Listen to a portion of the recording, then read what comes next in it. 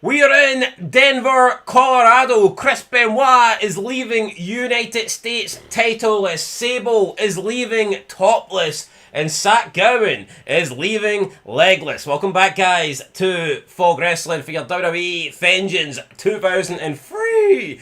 It's the first SmackDown exclusive pay-per-view of the brand split era. And I think the big question here is, will this be better than Bad Blood? Now, I think what we might do is, after we review this, maybe we'll do a separate video and we'll compare them, since they are the first two exclusive pay-per-views, and we'll bring up talking points and we'll see which show was better.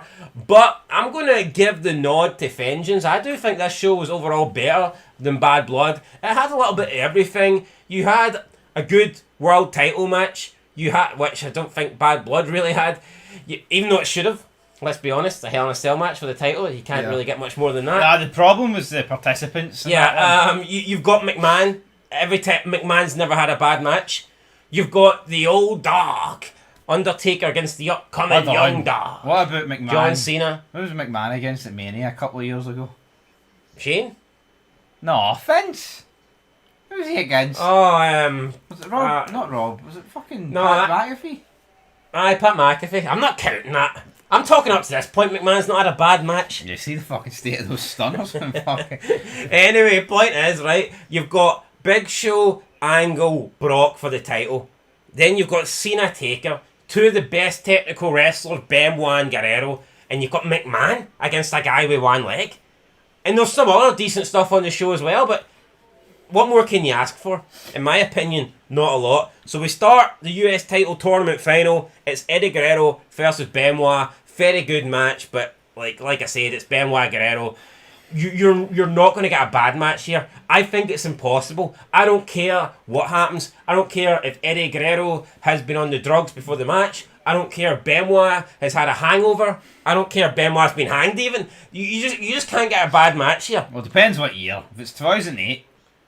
Well, I mean, the match would probably be ruled off if it's two. The point is, it's two fucking greats. It was a great match. Towards the end, we start getting some referee bumps. Then Guerrero pulls Mike Chioda in front of Benoit for the diving headbutt. I mean, we've seen Benoit do the diving headbutt on everybody and everything. He does it on wrestlers. He does it on title belts. He does it on the mat. He does it on ladders. He does it on steel chairs. He does it on zebra referees. I mean, Benoit, anything's a target for his forehead. Pretty much. I mean, Benoit sliced open Chioda's forehead, but his elbow, but no his own forehead. Mental.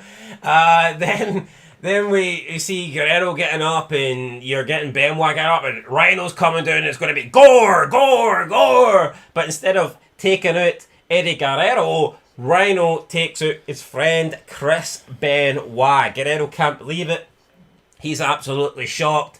But he wasn't shocked for that long, because he ascends to the top rope, hits the frog splash, and gets the 1-2-3. And your new and first United States champion in the WWE era of this belt, other than the fact that Canyon was gift-handed it when Booker T brought it in, is Eddie Guerrero. Honestly, I think this match is... I don't want to say damn near perfect, because I do believe it could get better, but... in terms of what it is, a match that kicks off a pay-per-view for the mid-card belt, what else can you ask for? Interference, drama, playing into both guys' characters, numerous times, mind you, good ref spots, great wrestling. I have not one negative. And also, I thought Rhino was going to come out and fucking gore Guerrero, but then at the last second, no, he's going to fucking gore Benoit. You see, when you see the replay, it didn't even look obvious, you know, sometimes it's so obvious. Yeah. The way Guerrero and Benoit were getting up, I hate that. See, when you can see a mile away who's going to spear, or gore even, but in this one, it was like, you know, you couldn't really tell until the final moment. This match is everything wrestling's missing. Both of these kids look good. I think in the next year, these two could go on to big things. Aye. Just no much past that, to be honest. But yeah, definitely two future world champions, I think. Eddie Guerrero. I totally agree. McMahon and Stephanie, though, they're backstage. There's flowers. Stephanie's well, they're not for you. They're for so Sable. McMahon says, "Oh, look, I got you flowers here." And Stephanie's like, "Oh, well, they are very nice or very pretty." And McMahon's like, wait, hold on a minute. These these flowers aren't for you. These are for Sable. Here's your flowers. And then McMahon like gives her these like plastic looking fucking flowers that probably cost him $1. Yeah. Sable got the flowers that cost $50, and Stephanie got the flowers that cost $1. He also says that he's going to Raw to confront Kane about what he did to Linda. I'll be watching. So that just makes... I mean, imagine that. Imagine a Raw in 2003. Imagine, It's not must see a lot, must see enough. Here's McMahon. You want to watch Raw? McMahon's going to confront... See Kane, the guy that's coming in chains, killing people. It's crazy how good we had it back then. Yeah. And look at what we've got now. You got enough. Absolutely disgusting.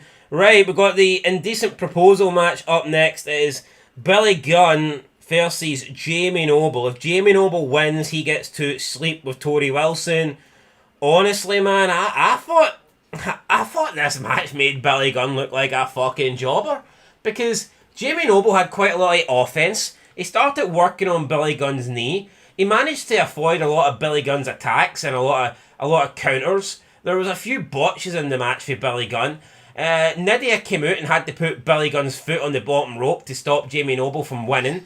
And then there was like another Jamie Noble pinfall where Tori was like distracting the referee, and then Tori got up and she distracted Jamie Noble. When Jamie Noble still managed to evade Billy Gunn's attack and in the end get a roll up and put Billy Gunn away and get the 1, 2, 3.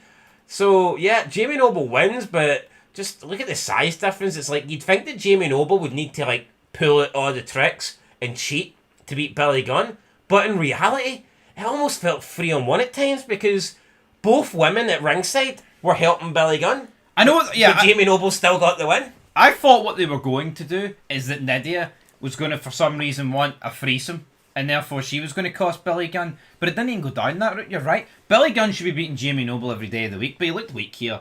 And he did. There's no shying away from it. You take the two women away and you expect Billy Gunn to beat Jamie Noble like 99 times out of 100. Also, but you factor in that the two women were helping Billy Gunn. Jamie Noble had a briefcase with dildos and lube and magazines and...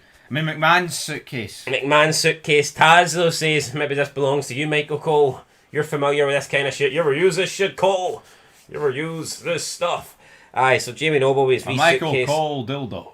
Yeah, so Jamie Noble with his wee suitcase, and he will be bringing that to his meet with Tori Wilson this Thursday on SmackDown. 2 matches so far, 2 great stories, and I mean, this match didn't exactly deliver, but it delivered in the sense the stipulation, and we'll see what's going to happen. Yeah, listen, an actual reason to tune into SmackDown. I mean, it wasn't a great match, but there was something on the line. There was a stipulation, and there's the Jamie Noble wanting to sleep with. That's a story, right? Yeah. You might not think it's a great story. You might think it sucks. You might think, oh, this has got no place in wrestling, but it's a story nonetheless, and it makes this match exciting. Because imagine if Jamie Noble and Billy Gunn just had a series of matches with fuck all on the line. Yeah. Who would care? No one. Nobody. No one. Just us. Anyway, Funaki's backstage. Number 1 announcer.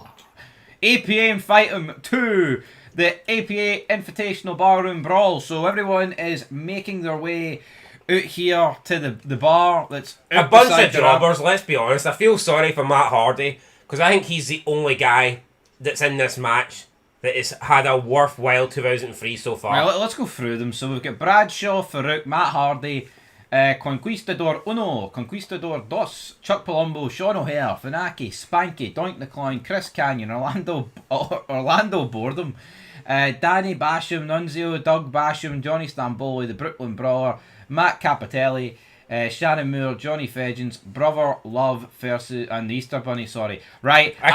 I couldn't tell you where Matt Capitelli was in this match. Yo, I know he's the guy from Tough Enough, but wait, is this not John Morrison or Johnny Nitro?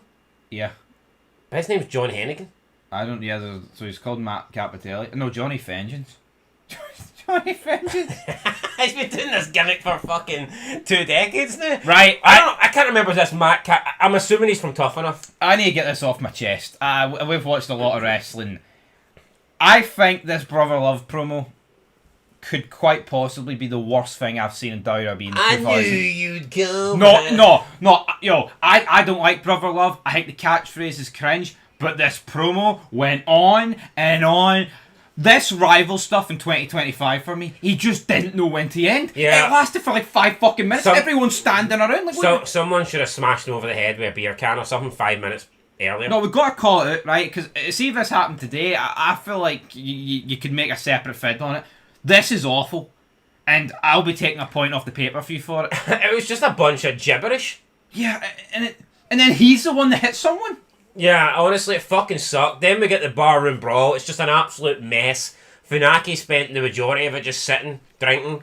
For the first, 2 minutes, most of the guys weren't doing anything. Sean O'Hare was just standing in the background. Matt Hardy just standing in the background. You only had, half a dozen people actually doing anything.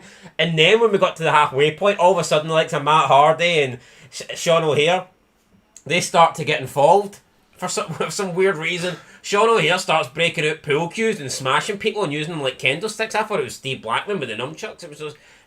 He was spinning them around. I guess he is a mixed martial artist, so he looked pretty decent in this match. We then had Canyon go through a table, although it took 2 attempts, and even on the second attempt, the table didn't really break properly. But eventually, Canyon gets another guy just chucked on top of him, and they're kind of left in that position for the rest of the match. So Chris Canyon having another guy laying on top. A little bit of a rib there. Yeah. Anyway, eventually it comes down to Bradshaw and Brother Love, and Bradshaw just decks Brother Love, and that was it. The match was over. Bruce Pritchard, overrated bastard. No, honestly, man, I could not believe how long this promo went on for. I think the promo went on longer than the match. Yeah, no, it's like the barroom brawl was pretty entertaining, I Yeah. think, but the promo from Brother Love was shite. I think this is simply because of who Bruce Pritchard is, right? I look at anyone else in this match, right? Could you imagine if a Canyon or an Orlando Jordan or any of the Bashams or fucking anybody, could you imagine if they went on this long of a promo? No, probably be fired. Anyway, the match was okay, but the promo before it was fucking way too long. Right, we then go on to the Tag Team Championship match. It was Ray Damien Sandow was the Easter Bunny. Alright, it was... Fuck, he's been around a long time then. Johnny Jeter and Rob Conway were the Los Conquistadors, so they've even switched them up. Because it was Nick Dunsmore a couple of weeks ago. Just goes to show you, Damien Sandow, see how long these people actually have to stick around to actually get a break. Yeah. And he didn't really get a break in wrestling until 2012. No, but look at this. Look at see if you're a star though. See if you're any good, you get pushed straight away. Look at Brock, Cena, Orton. Those guys came up. They weren't wasted for 6, 7, 8 years on OVW. If you're good, you're good. If you're not, then you have a career like Damien Sandow. Right, Kidman and Mysterio versus World's Greatest Tag Team. Another good match. Well, it finishes with Rey Mysterio getting pinned, blind tag, and then Charlie Haas has Ray in the powerbomb position, and Shelton Benjamin does a springboard, clothesline midair, gets the 1, 2, 3. I mean, match was pretty good, but it's a win for the World's Greatest Tag Team. I thought it was good tag team wrestling. The only thing I didn't really like was Ray as the Cruiserweight Champion, and I just think it would have been better to have the Cruiserweight Champion in a match. I personally like when all the titles are on the line, especially in these brand split pay-per-views where you don't have that many titles to begin with. Now, yeah, there was still 3 on the line, but why defend 3 when you can defend 4? I mean, Scott's Blog of Doom saying this is legitimate contender for match of the year. No, I don't think it was that good. Rivaling matches in Noah and ROH. Are we just forgetting about the matches that WWE's put on? I mean, look at Jericho's Michaels. Yeah, I mean, disgusting. But no, the match was good. But I tell you what, I don't think it's match of the night. No, I don't think it's match of the night either. Now he says that. I'm looking at the review from TJWrestling.net. They gave this match 4 stars. They gave the opening match 3. You gave it 4.5. They gave the opening match 3 3/4. I thought Benoit Guerrero was better than this one, but it could be because I care a bit more about Benoit Guerrero. So. Aye, Benoit Guerrero was much better than this one for me. But this was a good match. It was good, but I don't think it was one of the best matches of the year. Right, then we get Stephanie McMahon versus Sable. Nobody's going to claim this was the best match of the year. Not at all. But look, it's Sable versus Stephanie McMahon. I don't expect it to be a classic. Stephanie starts the match getting beat up by Sable. Sable gets her shit in. Is it just me or did Sable seem like a better wrestler in the 90s? Yeah, I would probably agree with that, but I don't know. I feel like here she was more willing to. I don't know, like 98, 99, she was very. But don't get me wrong, she got longer hair than she ever would have got back then. But I'm just not really convinced. It was a different style, put it that way. Yeah, Stephanie then ripped Stable's top off, and Brian Hebner jumps in to save the day, being the nice man that he is. He takes his top off and he fires it around Sable, which he got booed for because the crowd obviously wanted to see Sable topless, and Brian Hebner was ruining everyone's fucking fun.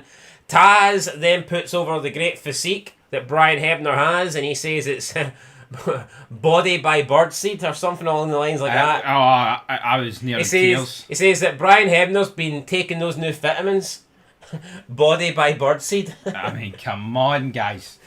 Oh, God. You need to hear it for Taz. It was quality. And while this was happening, I think we were too busy laughing. A-Train comes out like a runaway train and takes out Stephanie McMahon. Sable then crawls over, gets the pin. 1, 2, 3. Sable gets the victory. She keeps Brian Hebner's top. Taz, though, he was the real winner in my opinion with this quality line. And you know what? It's always Taz coming out with the good shit, though, isn't it?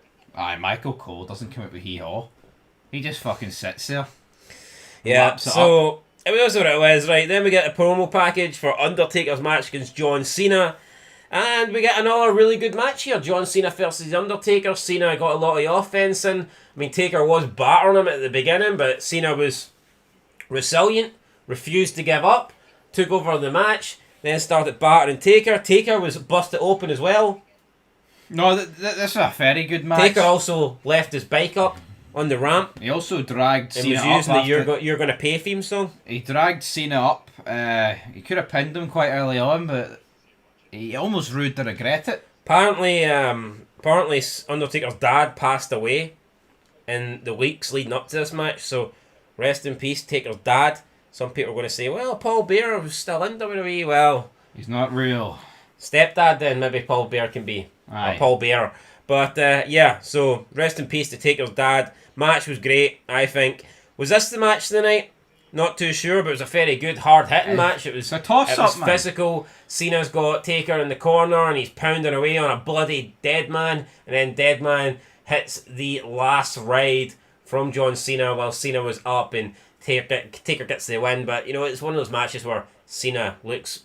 You can lose and still come out looking impressive. Because Taker looked fucked. Taker was bleeding. He was bleeding from the mouth, internal injuries, manages to get the victory. And honestly, in 2003, you get more over from a defeat than you do from a victory in 2025. And here's the proof is in the pudding right here. Honestly, man, that is just, that's storytelling, that's psychology, and fair play to Taker and Cena, put on a good match. It's a shame we never got too many more of them between the two of them. Yeah, we had especially when Cena was more over and more up the card. Also, we had that spot where Taker's going to hit the last ride during the match, and Cena manages to just like springboard himself up off Taker's shoulders and counter it. Brilliant. He moved like Rey Mysterio. No, absolutely, but yeah, great match, man. Great match between the two, and earned his flowers. I believe they have a rematch in a few weeks on SmackDown. Just your wee typical SmackDown there in 2003. Cena versus Taker. Nothing big, no biggie, you know. Typical sort of match that you get on the blue brand. Right, it's Vince McMahon taking on Zach Gowen. Right, you know what? For a match, considering you've got a guy that you said he walked out legless, or what did you say earlier? Zach Gowen. Aye, legless, aye. He walked in legless, though. True. Yeah, so we get the match. I wonder how Zach Gowen could actually wrestle with his legs on. Or leg on. But we don't really... He always takes it off. McMahon overpowers him at the beginning. Then McMahon starts taunting. McMahon tries to beat down the one good leg. They kept referring to the one good leg of Zach Gowen. It's like you only got one, so that kind of is your good leg and bad leg, I guess, at the same time. McMahon is trying to obviously work on the legs so Zach Gowen can't stand. Zach Gowen then gets a little bit of momentum and takes down McMahon and starts working on the leg of McMahon, and Taz is like, oh, you know, if he takes one leg away from McMahon, they're going to have one leg each. So that's maybe the game plan here. McMahon grabs a chair. Looks like he's going to try and finish Zach Gowen once and for all. Zach Gowen hits a one-legged drop kick. the chair flies into McMahon's head, and it looked like it busted him open the hard way because immediately, like, just blood pouring from McMahon. Spewing, man. It was as if it was a stab wound. It came from, like, the side of the head, so I'm not too sure what happened here, whether maybe he had, like, a blood capsule or something strapped to his head, but No, there was a he shit. definitely didn't. Well, This was busted open the hard way. I don't know how. It must have been, like, the edge of the chair then must have cracked off the side of his head, because you could see the laceration on the side No, of what his I head. think it is. No the way chairs fold. Mm. I think when he's kicked him, it's nipped McMahon.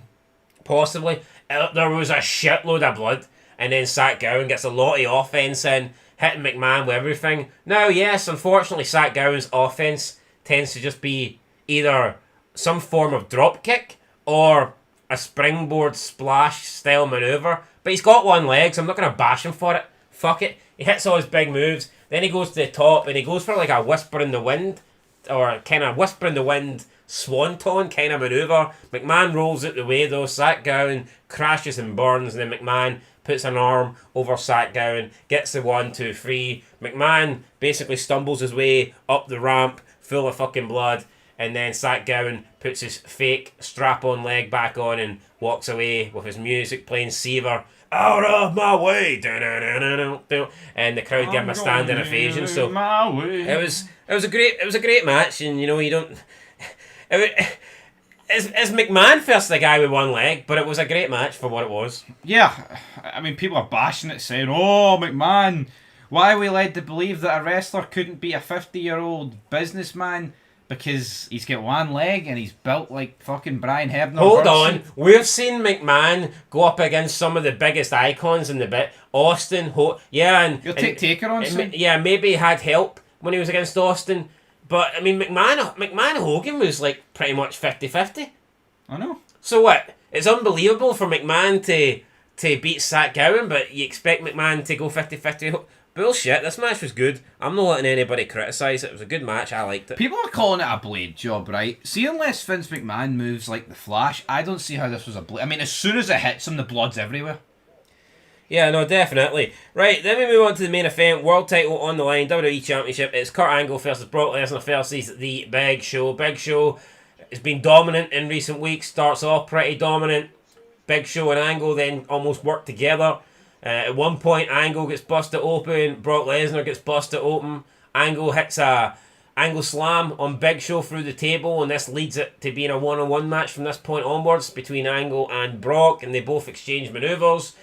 Looks like Brock's maybe got the win, but Big Show gets back in the ring. Big Show breaks it up. Big Show then hits some big offensive moves. At one point, he hits like a double choke slam. He goes for a pin on both guys. Now, he pinned Lesnar first. Lesnar kicked out. Then he pinned Angle, and then Lesnar broke it up. So I think this is a way of saying Angle's going over, so we need to try and make Brock look a bit stronger in some cases. So Brock was able to kick out of the choke slam and then had to prevent Angle from getting pinned. And then the match breaks down. Brock's going for the F5.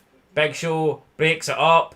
Then Angle tries to get the ankle lock on Brock. He gets it. Brock manages to get to the turnbuckle. Big Show then breaks up the ankle lock. Big Show goes for a choke slam on Angle. Angle counters it into an Angle slam. And then Angle hits the Angle slam on Brock, who was still selling the leg injury, the ankle injury. And Angle pins Brock. 1, 2, 3. It would have been easy to pin Big Show, but I think they want to protect Big Show and also get Angle's win back against Brock heading into SummerSlam. Great match. Loved the blood again. Unprotected chair shots. Weapons being used. Trash can lids. Vengeance for the second year in a row. Does a triple threat match. I would have lost money because I think that I would have... If you told me who was going to take the pinfall, I'd have bet Big Show. Oh, I still would have bet Big Show, but looking at it, it does make sense for Brock to get pinned, but... I don't think this was as good as the triple threat match for last year, though. No, I think that's not normal, though. Rock, Triple H, Taker. I thought that was one of the matches of 2002. Yes. I thought that match was great. The reality is, Big Show's going to let this match down compared to the worst guy in that three. But this match was still great. No, it was. Angle wins. Great to see Angle winning. I like seeing Kurt Angle with the belt. I like it. As long as it's not a Big Show, that's what I'm There was a lot of great matches tonight. Yeah. I mean, you're talking, there was more good than bad. I think the only thing it was missing was segments, probably. But I guess you could say the bar brawl was a segment. Yeah, we had the McMahon and the Flower stuff. Maybe we could add one or two more, but honestly, for a B-level pay-per-view, I thought this was great. I really thought this was great. I'm trying to think what I can give it. I'm going to give it an 8 out of 10. I thought it was a great pay-per-view with some great matches. Yeah, I honestly, I'm not saying a B pay-per-view can't get a 10, but I feel like they're limited because they're just B pay-per-views and they're never going to go all out at them. But I think to find a card this good and consistent, you'll struggle for a B pay-per-view, so I'll agree. I'll give it a 9, an 8.5. I thought you were taking a point away for that Bruce Pritchard. Fuck, I forgot. Aye, I'm going to have to do that. So an 8? Aye, an 8. An 8, guys. An 8 out of 10. No, that was awful, actually. Fuck, I'll give it a 7, 7.5. What? Aye. No, you said a 9. You can't be changing. You said a 9. You committed to a 9. You're taking a point Aye, off. but that's 8.5 then to 7.5. No. You gave it a 9, so that your 9 turns into an 8. What and do I you gave think it an about 8. Bruce Pritchard? You had a point for Bruce Pritchard? No, I haven't. No, but they're saying that he always did those promos. Aye, well, I've he always sucked. How No, about that? I've seen the 90s. It wasn't that bad. Well, I never liked the guy. 8 out of 10. Next up, we've got what? A Raw pay-per-view, I believe? Or was it SummerSlam? I think it's SummerSlam. SummerSlam, guys. Looking forward to it. But before that, we've got McMahon. He's on Monday Night Raw, and he's going to confront Kane. Till next time, peace.